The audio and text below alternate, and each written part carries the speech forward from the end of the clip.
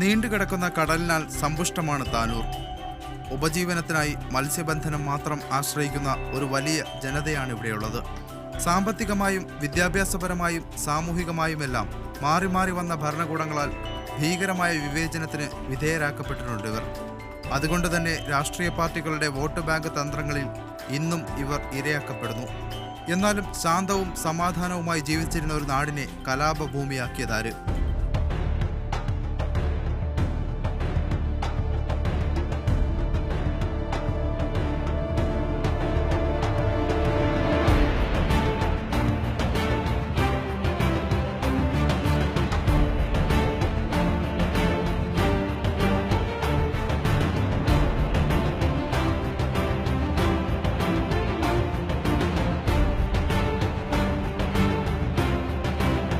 പോലീസിന്റെ തീരദേശ വിരുദ്ധത പല സന്ദർഭങ്ങളിലൂടെയും പുറത്തു വന്നിട്ടുള്ളതാണ്.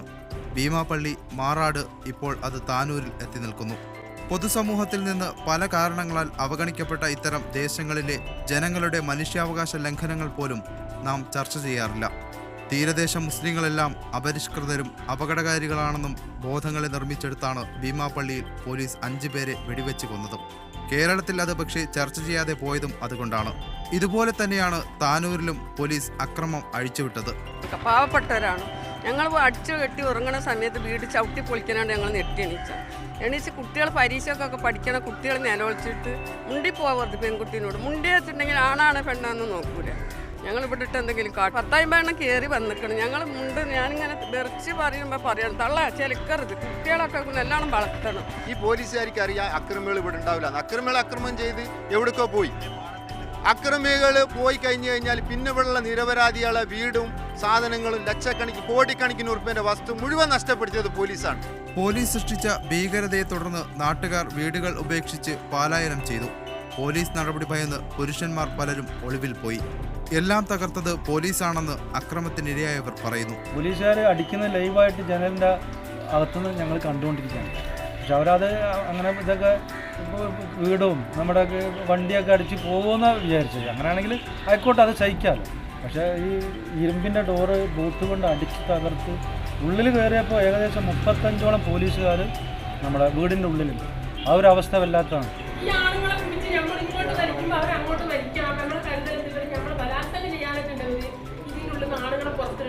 പക്ഷെ ഇവരെക്കാളും മുമ്പ് ഞാൻ പുറത്തേക്ക് ചാടുകയാണ്.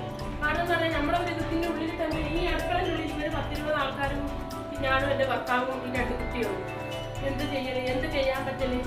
ഇവർ ഇറങ്ങണം എടുക്കണം പറഞ്ഞാൽ അവിടെ കുത്താണ്. ഈ നാവിക്ക് ഈ കാല് കുത്തിയിട്ട് ചവിട്ടി. സംഘർഷമുണ്ടായ രാത്രി ഇരച്ചെത്തിയ പോലീസ് സംഘം വീട്ടിൽ കയറി കസ്റ്റഡിയിലെടുത്തതാണ് മൈമൂനയുടെ മകൻ മുബഷിറിനെ.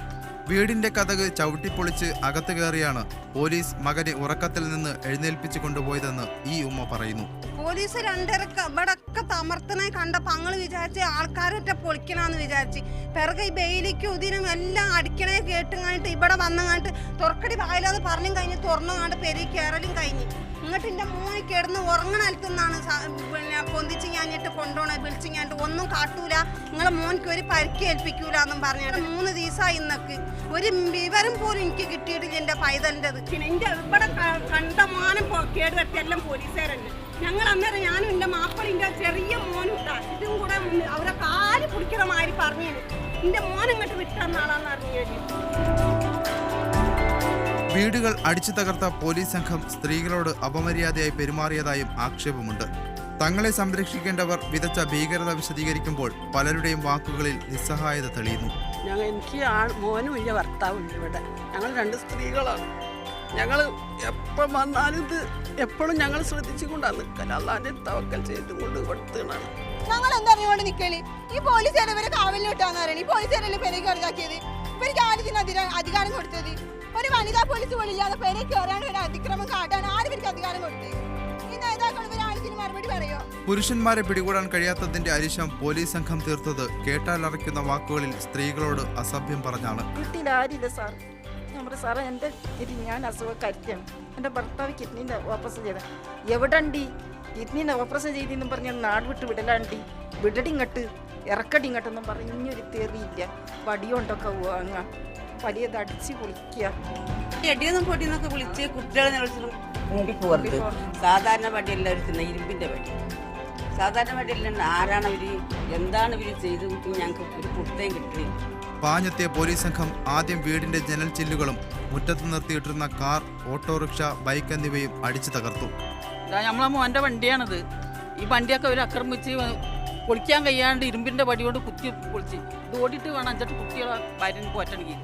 അങ്ങനെ ഈ അക്രമമൊക്കെ ചെയ്ത് വെച്ചിരിക്കുന്നത്. ഇവിടെ ചെയ്ത പോയാലുള്ള തെമ്മാടിത്തരം മുഴുവനും പെണ്ണുങ്ങൾ ഈ ആണുങ്ങളൊക്കെ തെമ്മാടിത്തരം പറഞ്ഞിട്ടാണ് അവർ ചെയ്യുന്നത്. അപ്പം ഇങ്ങനെയൊക്കെ ചെയ്താൽ നമ്മൾ അടുപ്പം പറഞ്ഞ് പോലീസ് വരും, ബന്ധാ പോലീസ് വരും വീട് ചെയ്യാൻ. ഞങ്ങൾക്ക് എന്ത് കാട്ടിൽ ചെറിയ കുട്ടികളായിട്ട് 3 വണ്ടി ഞങ്ങളെ മുറ്റത്ത് അവിടെ തമർന്ന് കിടക്കണത് ആ 3 പോലീസുകാർ ചെയ്തിരുന്നതാണ്. പെര കയറിഞ്ഞാണ്ട് അവരടിച്ചോടിച്ച് പോലീസുകാർ വണ്ടിയൊക്കെ തമർത്തിന്റെ ഭർത്താവിന്റെ വണ്ടിയൊക്കെ ചതിച്ചിട്ടിക്കാണ്. എന്നിട്ട് അങ്ങോട്ട് പൊന്തിച്ചു എന്തൊക്കെ ഞങ്ങളെ കാട്ടിക്ക്. ഞങ്ങൾ ഇനി എങ്ങനെ വിടും? ഞങ്ങൾ ഇന്ന് രാത്രി ഇവിടെ കിടക്കണം നിങ്ങൾ തീരുമാനിക്കണം. അല്ലാണ്ട് ഞങ്ങൾക്ക് ഇവിടെ ഒന്നും കാട്ടാൻ കഴിയും. ഞങ്ങൾ എന്ത് ചെയ്യേണ്ടത്? ഞങ്ങൾ എത്രയോ ലക്ഷങ്ങൾ മുടക്കിയിട്ടാണ് ഈ സാധനങ്ങൾ ഞങ്ങളെ കയ്യിൽ നിന്ന് ഞങ്ങൾ പൈസ ഇറക്കിയിട്ട് ഞങ്ങൾ തീരമൈത്രിക്കായിട്ട് ഉണ്ടാക്കിയതാണ്. ഞങ്ങൾക്ക് അവർ സബ്സിഡായിട്ട് ഞങ്ങൾ അധ്വാനിച്ച് ഉണ്ടാക്കിയാണ് ഈ റൂമുകളൊക്കെ പൊളിച്ചിട്ടിരിക്കുന്നത്. ഇത്രയും കാലം പോലീസുകാർക്ക് വെള്ളവും ഭക്ഷണവും നൽകിയിരുന്നത് ആമിനുമ്മയായിരുന്നു. പക്ഷേ ഒറ്റ രാത്രി കൊണ്ട് ഇവരും പോലീസിന് ശത്രുവായി. തന്റെ വീട്ടിലെയും അയൽവീട്ടിലെയുമായി വീട്ടുമുറ്റത്ത് നിർത്തിയിട്ടിരുന്ന 5 വാഹനങ്ങളാണ് പോലീസുകാർ തകർത്തത്. ഇതൊക്കെ ഒരു വണ്ടി പോലീസ്, കണ്ടമാന പോലീസുകാരിറങ്ങി വലിയ തൊട്ടിട്ട് അവരാണ് ഇതൊക്കെ നടന്ന് എല്ലാ സ്ഥലവും പൊളിച്ച്. അപ്പുറം ഇപ്പുറം ഇതൊക്കെ ഇങ്ങോട്ട് കടന്നില്ല പോലീസ്. അവർക്ക് വേണ്ടി നമ്മൾ സഹായിച്ചു കൊടുക്കും. വെള്ളമായാലും കറണ്ടായാലും മൊബൈലിൽ കുത്തി കൊടുക്കും. അതായത് അവർക്ക് നമ്മളോട് സന്തോഷമാണ്. നമ്മളെ കുട്ടികളാണ് അതൊക്കെ ചെയ്ത് കൊടുക്കുക. അവരായിട്ടുള്ള നല്ല സ്നേഹത്തിന് ഇപ്പോഴും ഇവിടെ ഉള്ളവർ അതുപോലെ തന്നെ നല്ല സ്നേഹത്തിന്. ഇതിപ്പോൾ വേറൊരു വണ്ടി വന്നതാണ്. വണ്ടി വന്നു കണ്ടാണ് ഒരിടക്കൊരു വണ്ടി വന്ന് ഒരു വീർപ്പ് ചെയ്തു പോയി. പിന്നെ രണ്ടാനടക്കം വേറെ വണ്ടി വന്ന് അവർ വീണ്ടും കയറി. പിടികൂടിയ പുരുഷന്മാരെ പോലീസ് ഭീകരമായി മർദ്ദിക്കുകയും പോലീസ് രാജിന് വിധേയമാക്കപ്പെടുകയും ചെയ്തതായി വിട്ടയച്ചവർ പറയുന്നു.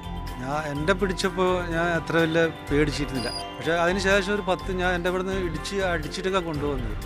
തൊട്ടടുത്താണ് ജീപ്പ്, വലിയ വാൻ. അതിനകത്ത് കയറ്റിയപ്പോൾ ഞാൻ ഇരുന്നു. വേറെ അറിയാവുന്ന ഒരു 8 പേരോളുണ്ട്. അപ്പോൾ കുഴപ്പമില്ല, ഞാൻ മാത്രമല്ലല്ലോ. പക്ഷെ ഒരു 5 മിനിറ്റ് കഴിഞ്ഞപ്പോൾ മോനെ കൂടുന്നപ്പോൾ ഞാൻ ആകത്താവും.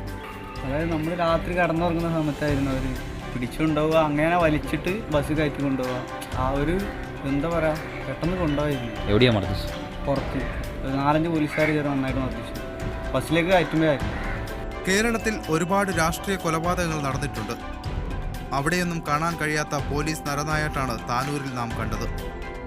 അതുകൊണ്ട് തന്നെ ഇതിനെ ആസൂത്രിത ഇടപെടൽ എന്ന് വിളിക്കാം. എന്നാൽ പോലീസിന്റെ സമയോചിത ഇടപെടൽ മൂലമാണ് സ്ഥലം ശാന്തമായതെന്നാണ് CPMന്റെ നിലപാട്.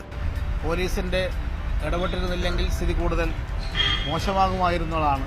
പോലീസ് എവിടെ ഇടപെടണ്ടെന്ന് പറയുന്നതൊന്നും ശരിയാവില്ല. പോലീസിൻ്റെ മനോവീര്യം തകർക്കത്തക്ക വിധത്തിൽ ഒരു പ്രചാരവേല ഇപ്പോൾ നടന്നുകൊണ്ടിരിക്കുന്നത്.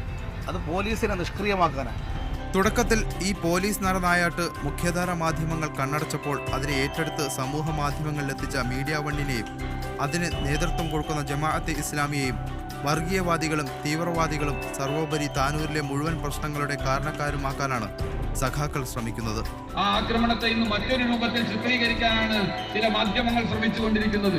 കേരളത്തിലെ പോലീസ് സംവിധാനം, പിണറായി സഖാവിന്റെ പോലീസ് സംവിധാനം മോശമാണ് എന്ന് വരുത്തി തീർക്കുന്നതിന് വേണ്ടിയുള്ള ബോധപൂർവമായ ശ്രമം മീഡിയ വൺ ഉൾപ്പെടെയുള്ള മാധ്യമങ്ങൾ ഈ നാട്ടിൽ ശ്രമിച്ചുകൊണ്ടിരിക്കുകയാണ്. അതിന്റെ മുന്നിലൊന്നും ഞങ്ങൾ കുലുങ്ങില്ല. ജമാഅത്തെ ഇസ്ലാമിക്ക് ഒരു അജണ്ടയുണ്ടാവും. ആ അജണ്ട നടപ്പാക്കാൻ ജമാഅത്തെ ഇസ്ലാമി മുന്നോട്ട് പോയാൽ മതി.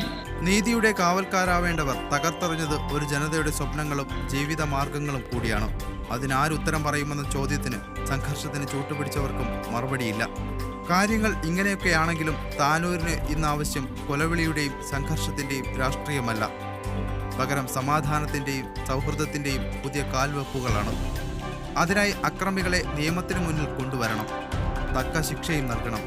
ഇല്ലെങ്കിൽ ഇനിയും ഉമ്മമാരുടെ കണ്ണുനീർ ഈ തീരത്ത് തിരമാലകൾ തീർക്കും. യുവത്വം ചവിട്ടി മെതിക്കപ്പെടും. കിടപ്പാടം വിട്ട് രാത്രികാലങ്ങളിൽ ഒരു ജനതയ്ക്കാകെ പലായനം ചെയ്യപ്പെടേണ്ടി വരും. ക്യാമറ കണ്ണുകൾക്ക് മുന്നിൽ ഉമ്മമാരുടെ ആർത്തലയ്ക്കൽ ആവർത്തിക്കാതിരിക്കാൻ നമുക്കൊന്നായി പുതിയ താനൂരിനെ സൃഷ്ടിക്കാം.